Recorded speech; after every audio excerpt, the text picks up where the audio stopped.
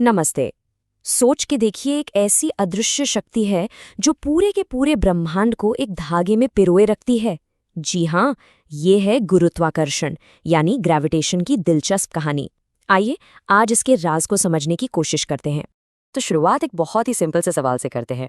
आपने कभी सोचा है, एक सेब जब पेड़ से टूटता है तो वो हमेशा सीधा नीचे जमीन पर ही क्यों गिरता है? ऐसा क्यों नहीं होता है कि वो साइड में चला जाए या ऊपर उड़ जाए? बिल्कुल यही सवाल, यही क्यूरियोसिटी एक दिन सर आइजैक न्यूटन के दिमाग में आई। बस ऐसे ही बैठे थे, एक सेब को पेड़ से गिरते देखा और बस सोच में पड़ गए। उन्हें उस वक्त अंदाजा भी नहीं था कि उनकी ये छोटी सी ऑब्जर्वेशन साइंस की पूरी दुनिया में एक क्रांति लाने वाली थी। काफी सोचने के बाद न्यूटन को एक आहा मोमेंट आया। उन्हें लगा जरूर धरती ही उस सेब को अपनी तरफ खींच रही है, एक फोर्स लगा रही है, और ये खिंचाव कहीं और नहीं बल्कि ठीक धरती के सेंटर की तरफ है। अब यहाँ से बात और इंटरेस्टिंग हो जाती है। न्यूटन ने सोचा, ओके, अगर ये फोर्स एक सेब को खींच सकता है तो क्या ये फोर्स इतना लंबा सफर तय करके ऊपर आसमान में चांद तक भी पहुंच सकता है? क्या धरती चांद को भी खींच रही है? इस बड़े सवाल का जवाब इतना आसान नहीं था। इसे समझने के लिए हमें थोड़ा पीछे जाना होगा और देखना होगा कि ग्रह यानी प्लैनेट्स आखिर आसमान में चलता कैसे हैं, उनके इस कॉस्मिक डांस के पीछे के नियम क्या हैं।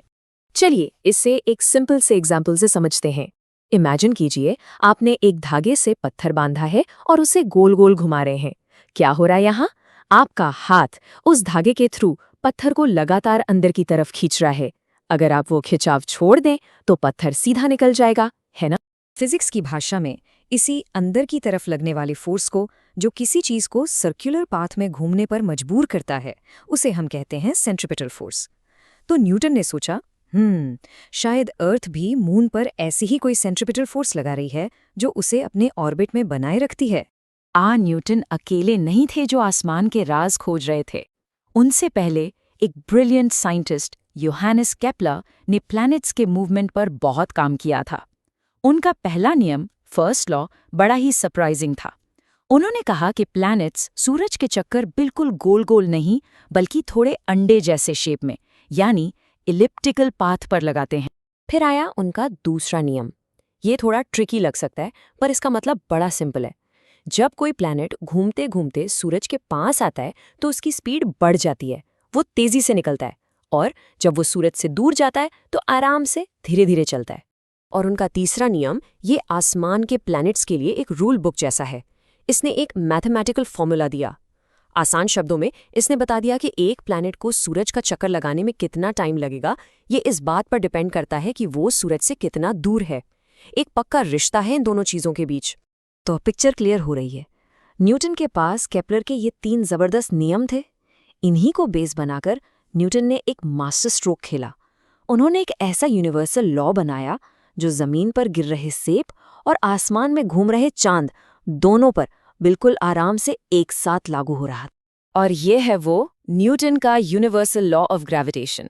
देखने में सिंपल सा फॉर्मूला है, पर इसका मतलब इतना गहरा है। ये कहता है कि इस ब्रह्मांड में हर एक चीज हर दूसरी चीज को अपनी तरफ खींच रही है। आप, मैं, ये स्क्रीन, सब कुछ। चलिए इस फॉर्मूला को तोड़कर समझते हैं। बहुत आसान है। पहली बात, मास। जितना ज्यादा मास यानी जितनी भारी चीजें होंगी, उनके बीच का खिंचाव उतना ही स्ट्रांग होगा। सिंपल। दूसरी बात, डिस्टेंस। उनके बीच की दूरी आप जितनी बढ़ाते जाएंगे, ये फोर्स उतना ही कमजोर पड़ता जाएगा, और वो भी बहुत तेजी से। अब इस फॉर्मूला में ये जो जी है ना, इसे कहते हैं यूनिवर्सल ग्रेविटेशनल कांस्टेंट, और इसकी वैल्यू देखिए 10⁻⁻11 में है। ये नंबर इतना ज्यादा छोटा है कि इससे पता चलता है कि ग्रेविटी असल में एक बहुत ही कमजोर फोर्स है। यही वजह है कि आपको आपके बगल में रखी कुर्सी अपनी तरफ खींचती हुई महसूस नहीं होती। ओके, तो हमने यूनिवर्स की बात कर ली। अब वापस अपनी धरती पर आते हैं। चलिए देखते हैं कि ये यूनिवर्सल लॉ हमारी डे टू डे लाइफ को, हम सबको कैसे अफेक्ट करता है। देखिए, धरती के इसी ग्रेविटेशनल फोर्स की वजह से जब भी कोई चीज ऊपर से नीचे गिरती है, उसकी स्पीड बढ़ती जाती है ना? वो एक्सेलरेट करती है। इसी एक्सेलरेशन को, जिसे ग्रेविटी पैदा करती है, हम एक स्पेशल नाम देते हैं, स्मॉल जी, यानी एक्सेलरेशन ड्यू टू ग्रेविटी। और हमारी धरती की सरफेस पर इस जी की एक एवरेज वैल्यू है। वो है लगभग 9.8 मीटर्स पर सेकंड स्क्वायर्ड। इसका मतलब क्या हुआ?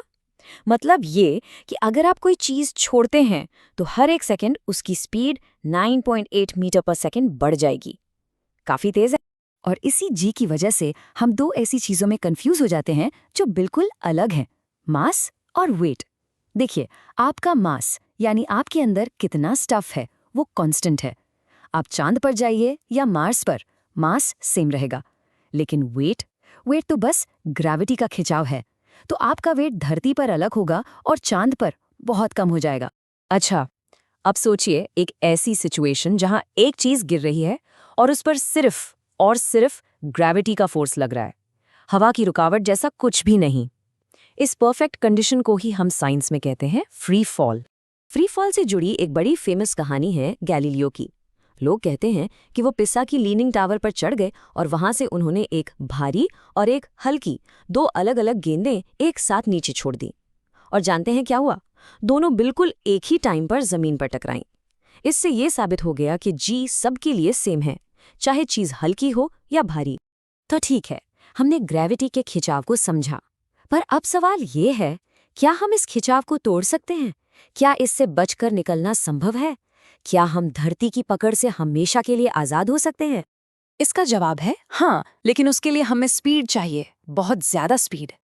हमें किसी चीज को इतनी जोरदार रफ्तार से ऊपर फेंकना होगा कि वो अर्थ की ग्रेविटी को हरा दे और कभी भी वापस नीचे ना आए।